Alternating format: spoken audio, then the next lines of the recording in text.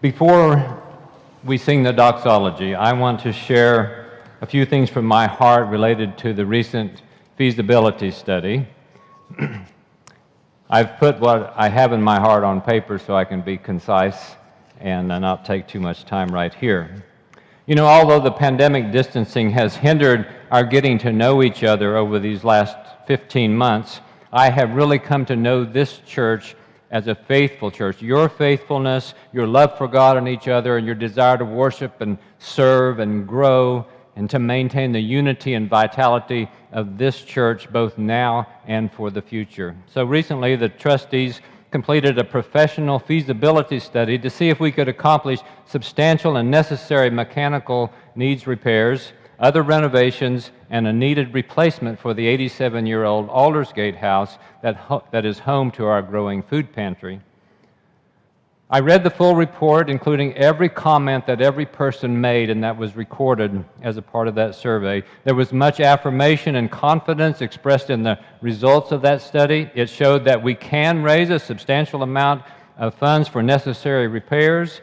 Good questions were raised in the study. Your responses also made it clear that the pandemic, with its disruption and its unclear endpoint and impact, along with the denominational debate about the questions regarding human sexuality, create in this moment too much of a sense of uncertainty to proceed with the full construction proposal. Therefore, the scope of the proposal is being reviewed according to the feasibility study results. We are listening to you. On the matter of financial concern, I want to assure you that we will exercise financial responsibility, we will live within our means, and we will avoid the burden of debt that would keep us from doing ministry during this time when we may feel uncertain or tentative.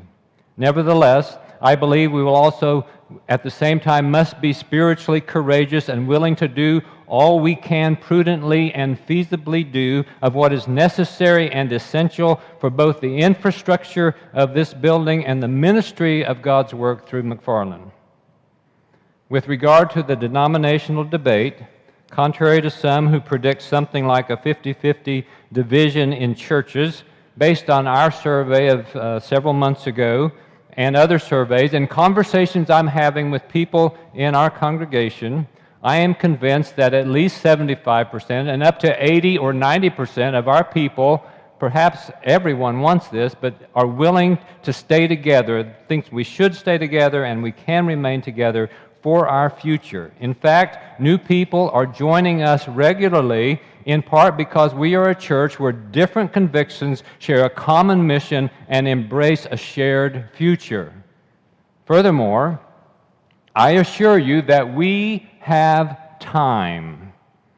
We have time to continue to do great ministry together until we resolve the denomination's questions near the end of 2022 or probably into 2023 as the current official timeline of our denomination now stands. And any final decision of this church would surely be made in a church conference that would include all of the membership of the church. If you wonder, and some people do occasionally, who leads us as elected lay leadership along with pastors and staff, and who is our general conference team, I'm glad to provide that for you. In fact, we pledge to be open and honest and timely in our communication.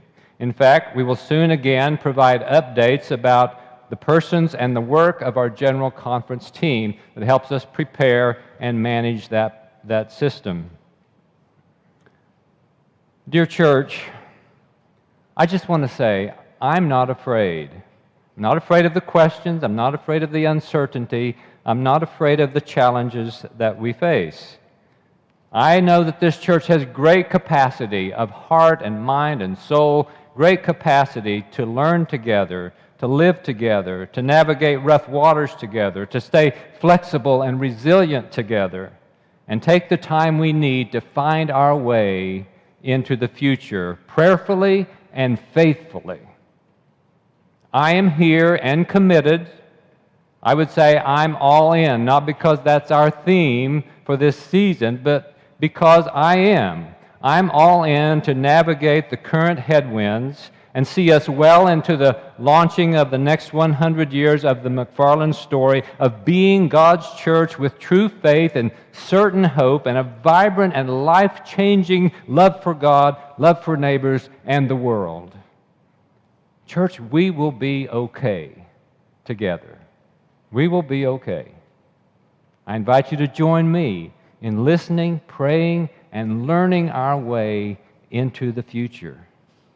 I believe we will exercise that holy and tenacious act of imagination called hope by our scriptures.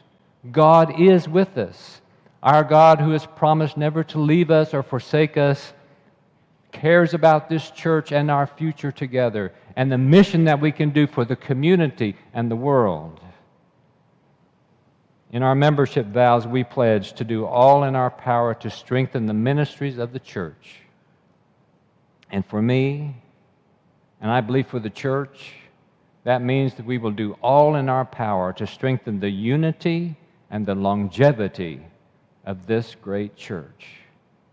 With God, we can. With grace, we can. Together, and by the grace of God, we can make it so.